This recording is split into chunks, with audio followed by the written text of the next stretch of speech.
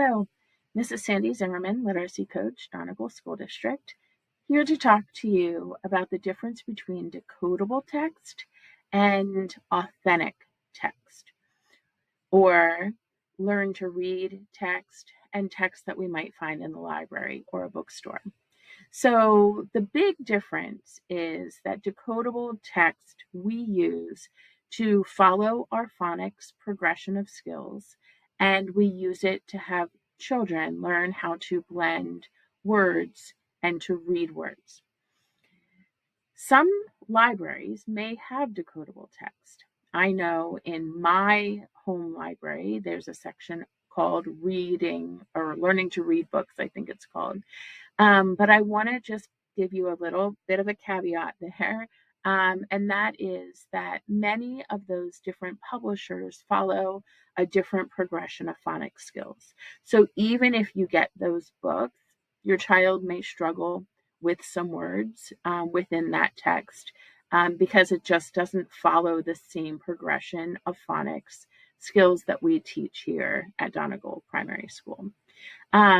So we're going to talk about what is a decodable text and then what is more of that authentic text that we would find at the library, and why asking your child to read a library book may present challenges for your child. All right, the first one that I'm going to talk about are the decodable text. So I just have a decodable text here in front of me, and you can see that it focuses only on the short A sound. It expects students to have been taught the sounds for all those other letters so that they can blend them together to make words.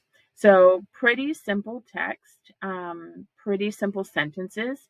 The sentences are organized so that a child can be working first on accuracy and then on day 2, focused on more of that fluent reading.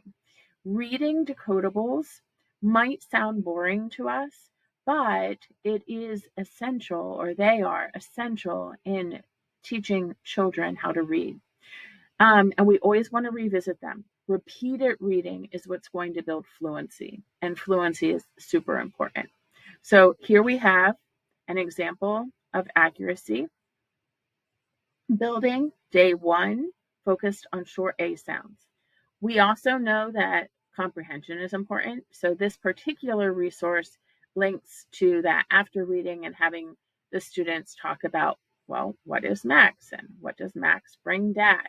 So it gets at that comprehension level as well. If I wanted to revisit that same text, the next time I revisit that, I may focus on fluency, where instead of working on that accuracy of ax, max, the, at, cat, had, a, rat. Now I'm trying to read that as if I would be talking. So this fluency, maybe it's just a sentence depending on the level of your student. Maybe it's the whole thing that you see inside that rectangle. But I want it to sound like I'm talking. Max the cat had a rat. The rat was for Dad. Max ran to Dad. Tap, tap, tap. A rat. Ah, Max has a rat. Max sat as Dad ran. Again, I'm going to focus a little bit on that comprehension. I don't have to write it down if I'm working at home. I could just talk about it. Oral communication, building oral language. What we work on here is answering in a complete sentence. So if the question is, what happened when Max brought Dad the rat? I wouldn't just say, Dad screamed. I would say, when Max brought the rat to Dad, Dad screamed and ran. So putting that into a whole sentence. This particular resource is from mrswintersbliss.com. And I find that it's really nice for parents because if you scan this QR code up here, it actually teaches a little lesson that goes along with the story as well. And when we think about decodables, your child might come home with just some letter practice to start. Can they say those letters quickly? C-A-D-T. Can they say the sounds quickly? C-A-D-T. Can they read at the word level? Hat, sat, mat, rat. More at the word level. Rat, ran, tan, tat. Remember, accuracy and fluency. So if they are accurate, but they read it really slow, then we're going to go back and we're going to try again another day, probably, to really build that fluency. Um, they add suffix s. And then we have two sentences. So we know as educators the importance of the letter level, the word level, the sentence level, and then even what we consider that passage level or that story level. So all are important. So if you're listening to this as a kindergarten family, maybe your student is working on the letter level or the word level, and maybe even into the sentence level. Depending on the level of your child depends on if this is easy or hard, because all of these components are important in learning how to read. So those are decodable. I pulled short A. We're working on them in the classroom. I know that they have been exposed to C, A, D, and T, explicitly taught, and building words, building sentences, and now we're putting it together into a decodable text. The same words that we practiced are here, the same sounds, the same letters, and now we're working on making it sound as a fluent reader.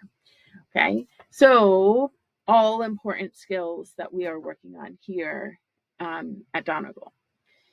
If I go to the library, I might find a book like It's Mine, written by Leo Leone. It might look as if there's few words and that my child would be able to read these words.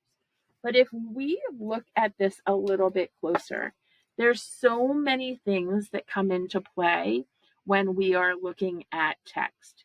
Yeah, it does kind of look simple. There's only 2 sentences on this page. However, there are so many phonics skills written on this page, and deciphering between all of those phonics skills and maybe some that your child hasn't been taught yet becomes challenging for students. So you might read the page to them, or you might ask them to pull out some words that they know. So that's what I want to talk about.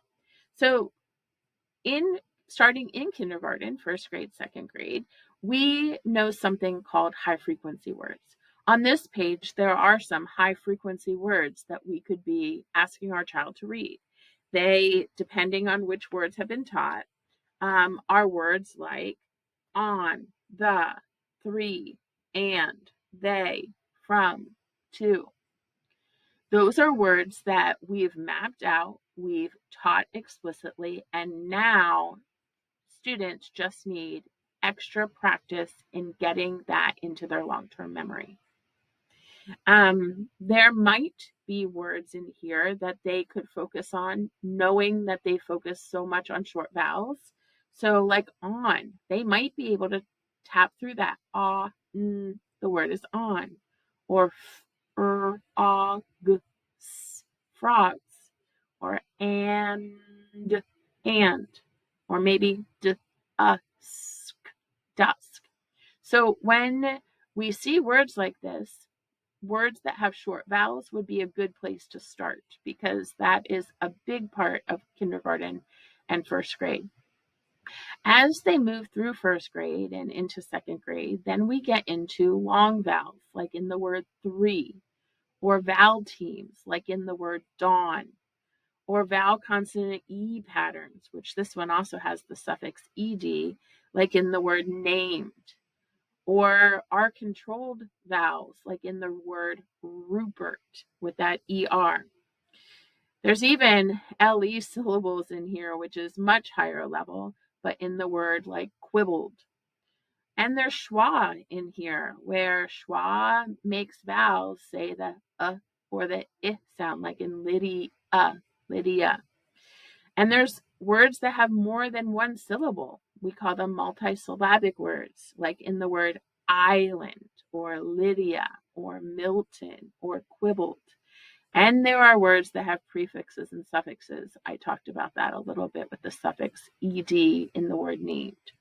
So although it doesn't look like there's a lot of text, this would be a better book for you to read to your child, and maybe even stopping, like I said, to focus on high frequency words. Your child might call them tricky words, or to focus on words that have that short vowel sound, like on, frogs, and dusk. Something else that isn't phonics related, but is really good as you're reading, is to talk about what the words mean. So on this particular page, talking about what does dusk mean or quibbled mean. And if you're like me, you'd have to look at quibbled a little bit and really think about that word, because it's not a word that I use a lot in my own speaking language. Again, if we turn the page, we could look at "Stay out of the pond," yelled Milton. "The water is mine." Again, there might be words on this page that your child can read. Fantastic. But they might have words like Milton or yelled or stay or water that they haven't encountered all of those phonics skills yet to be able to put it together. And they might need your support in figuring that out.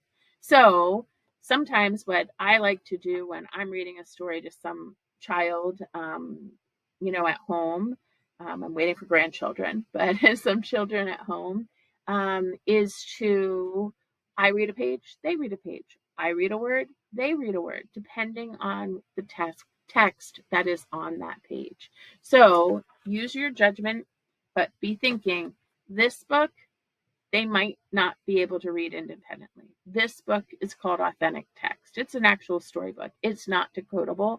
It has all phonics patterns in it, where this is a little more controlled and helpful in teaching students how to read. Thank you.